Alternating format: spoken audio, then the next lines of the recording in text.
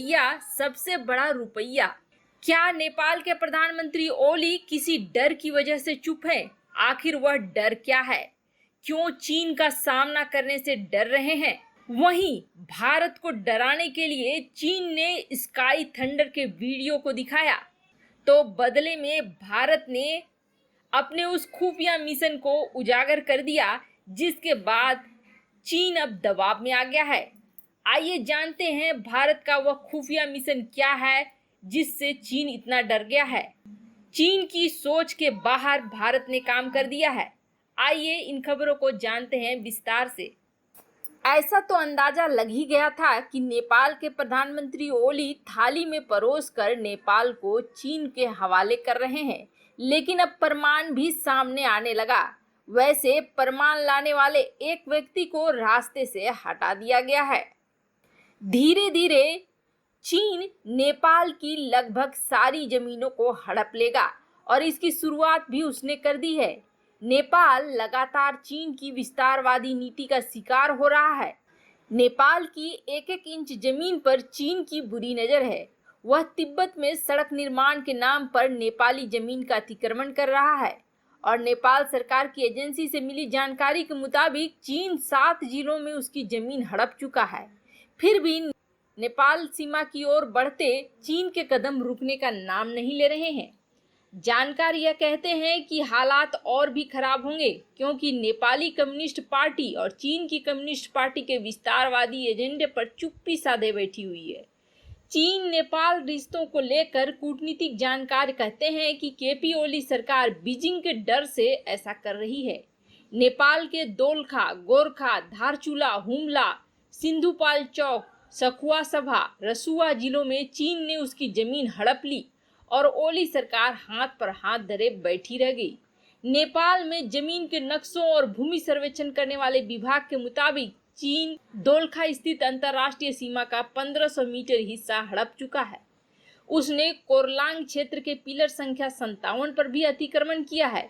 दरअसल ये वो इलाका है जिसकी सीमा को लेकर दोनों देशों के बीच पहले से तनाव चल रहा था और चीन की सरकार नेपाल पर इस सीमा विवाद को अपने हित में सुलझाने के लिए पहले से ही दबाव बना रही थी।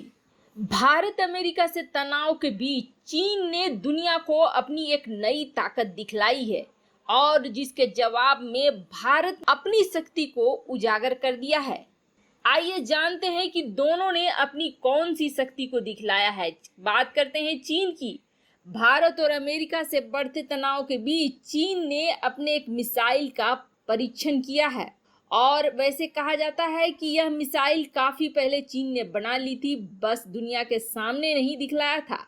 चीन ने अपनी स्टील्थ मिसाइल स्काई थंडर को पहली बार दुनिया के सामने लाया है।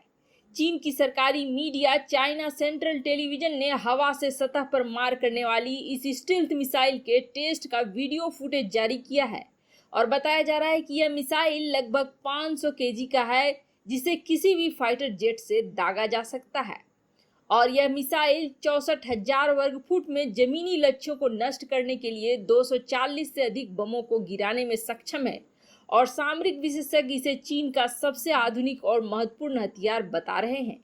स्टील्थ टेक्नोलॉजी होने की वजह से यह मिसाइल दुश्मन देश के रडार में भी नहीं दिखाई देगी। चीनी भाषा में इस मिसाइल को तियानली 500 नाम दिया गया है, जबकि अंग्रेजी में इसे स्काई थंडर बुलाया जाता है। रिपोर्ट के अनुसार स्काई थंडर एक प्रिसीजन गाइडेड, मॉड्यूलर और मल्टी फंक्शनल मिसाइल है जो कि अपने लक्ष्य को सटीकता के साथ भेदने में सक्षम है। इस मिसाइल की रेंज 60 किलोमीटर से ज्यादा है, जिसका मतलब है इसे फाइटर प्लेन बिना दुश्मन की सीमा में घुसे फायर कर सकते हैं और स्टील्थ तकनीक के कारण दुश्मन इसके बारे में पता भी नहीं लगा सकेगा। चीन के एक सैन्य अधिकारी का दावा है कि यह मिसाइल अपने साथ 6 अलग अलग प्रकार के विस्फोटक ले जा सकती है, जो किसी टैंक से लेकर पूरे एयरपोर्ट को तबाह करने में सक्षम है। वैसे चीन की आदत है अपनी चीजों को बढ़ा चढ़ाकर दिखाने की, लेकिन भारत ने जो किया है उसको देखकर चीन के रोंगटे जरूर खड़े हो गए होंगे।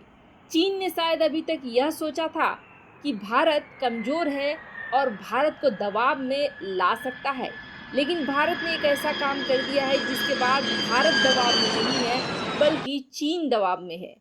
भारत ने अपने एक खुफिया मिशन के द्वारा चीन को एक बड़ा झटका दिया है। वैसे आपको बता दें, यह मिशन काफी खुफिया था और इस मिशन में भारत ने अपनी 2 मिसाइलों का परीक्षण करा है और ये दोनों ही चीन के लिए चौंकाने वाली हैं। स्काई थंडर के वीडियो जारी करने के बाद चीन को ऐसा लगा था कि शायद भारत के पास उसका तोड़ नहीं है और भारत उससे डर जाएगा, लेकिन ये खबर जब से चीन के कानों में पड़ी है, उसकी नींद जरूर उड़ गई है। उसका एक बड़ा कारण है, चीन के पास अब अपने एयरबेस को बचाने के लिए दिन में तारे नजर आएंगे। भारत ने अपनी 2 मिसाइलें मीका और R-77 का परीक्षण सफलतापूर्वक करा है और मल्टी राउंड्स में इसके परीक्षण किए गए और साथ ही साथ आपको बता दें, इनके परीक्षण किए गए हैं राफेल के साथ और सुखोई 30 MKI के साथ। और बड़ी बात यह है कि ये दोनों ही मिसाइलें लॉन्ग रेंज की मिसाइलें हैं। जहां चीन का स्काई थंडर 60 किलोमीटर की रेंज को कवर करता है, तो वहीं मीका 80 किलोमीटर की रेंज को कवर करता है। दूसरी मिसाइल R-77 का परीक्षण सुखोई 30 MKI के साथ किया गया है और इसकी रेंज तो 190 किलोमीटर की है। इसका मतलब यह हो गया कि चीन के एयरबेस को आसानी से भारत अपनी सीमा में रहते हुए निशाना बना सकता है और अपने एयरबेस को बचाने के लिए चीन को एक ही उपाय है कि वह S-400 को लगाए, लेकिन रूस ने भी S-400 चीन को देने से मना कर दिया है। ऐसे में चीन अपने कौन कौन सी सीमा की रक्षा करेगा और किस किस एयरबेस की रक्षा करेगा। जहां R-77 मिसाइल के सामने स्काई थंडर कहीं टिकता नहीं है, वहीं अब चीन के एयरबेस, एयरक्राफ्ट और बॉम्बर्स ये एक साथ निशाने पर आ गए हैं भारत के। जिन बॉम्बर्स और एयरक्राफ्ट्स को लगाकर चीन भारत को दबाव में लाना चाहता था, अब उल्टा चीन दबाव में आ गया है भारत के, क्योंकि भारत अपनी सीमा में रहते हुए चीन ने